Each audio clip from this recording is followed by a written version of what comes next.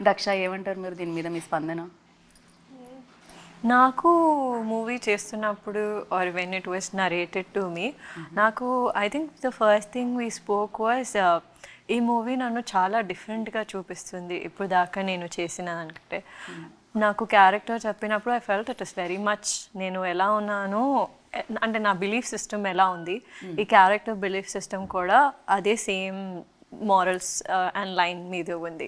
So I was like I'll take it, it shows me differently, looks అయినా I mean ఇది ఒకటే చూసారు, ఇంకొకటి కూడా ఉంది, అది ఇంకా బయటికి రాలేదు. ఇంకో లుక్ కూడా ఇందాక ఆయన చెప్పినట్టు రెండు లుక్స్ లో కనిపిస్తారు అని చెప్పి. సో అలా లుక్లో అయినా అలాంటి క్యారెక్టర్ అయినా నేను ఇప్పుడు దాకా చేయలేదు. So for me it was like there something new, very relatable. నేను ఎప్పుడు రిలేటబుల్ థింగ్ చేయలేదు ఆన్ స్క్రీన్.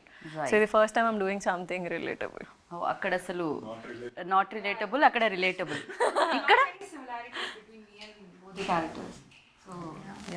కానీ మీరు కాలు మీద కాల్ చేసుకోవడం బాగుంది, అది షార్ట్, అది తొక్కేద్దాం సంథింగ్. ఏంటో ఆ రోజు I felt like Rukmini Devi soul came in to my body and అదంతా ఆటోమేటిక్లీ న్యాచురలీ వచ్చేసినట్టు అనిపించింది నాకు ఆనెస్ట్లీ. చాలా చాలా కదా అసలు జీవించి చేసినట్టు అనిపించి తొక్కేద్దాం మగవాళ్ళని. మీకు రిలేటబిలిటీ ఎంతవరకు ఉంది, ఉంటే ఏ గెటప్కు ఉంది, ఏ క్యారెక్టర్కి ఉంది? నాకు రిలేటెడ్గా ఏమి ఉండవు, కానీ కాకపోతే మన ఇంట్లో మన పెద్దవాళ్ళని చూసిన, ముసలి వాళ్ళని చూసిన, వాళ్ళు మా చిన్నప్పుడు కొన్ని ఇన్న మాటలు అవి ఉంటాయి కదా, డిఫరెన్సెస్ మగ మధ్యన ఆడ మధ్యన, అంటే అలాంటివి నాకు బాగా కనెక్ట్ అయినాయి. ఈ సింగా ఇన్ఫ్లుయెన్సర్ క్యారెక్టర్ యంగ్ అయితే ఇది ఒకటే. సో యంగ్ మరి రిలేటబుల్ కాదు అసలు మనకి ఇవన్నీ, అంటే మనం కొంచెం దూరంగా ఉంటాం సోషల్ మీడియా. సో పెద్ద రిలేటెడ్ కాదు.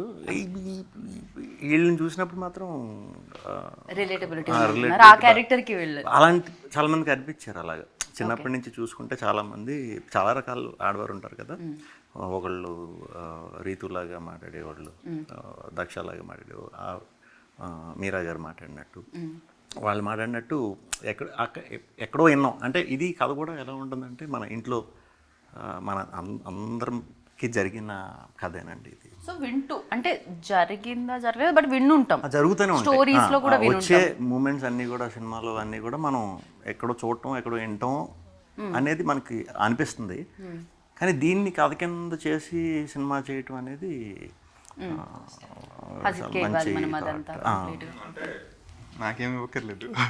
ఐ థింక్ వీళ్ళ ముగ్గురులో ఎవరు ఒప్పుకోకపోయినా ఇది ముందుకెళ్ళదు for sure. So because it's not.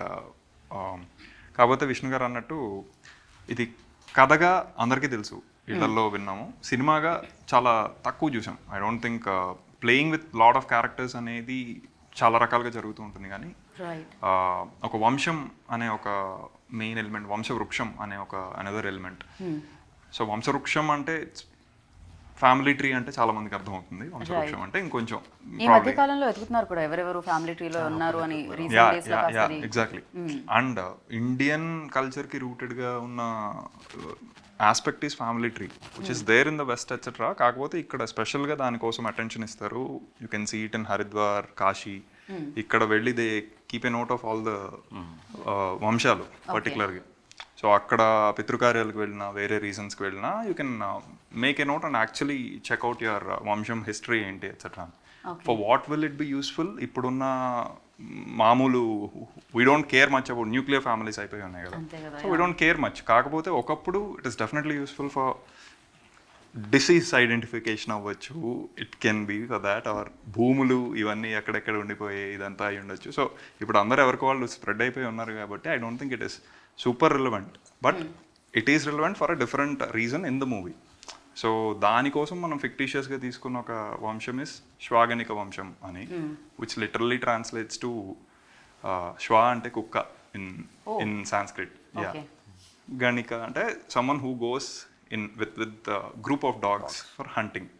Okay. So boyavadu who goes with kukkalu hunting dogs though. So that is fascinating.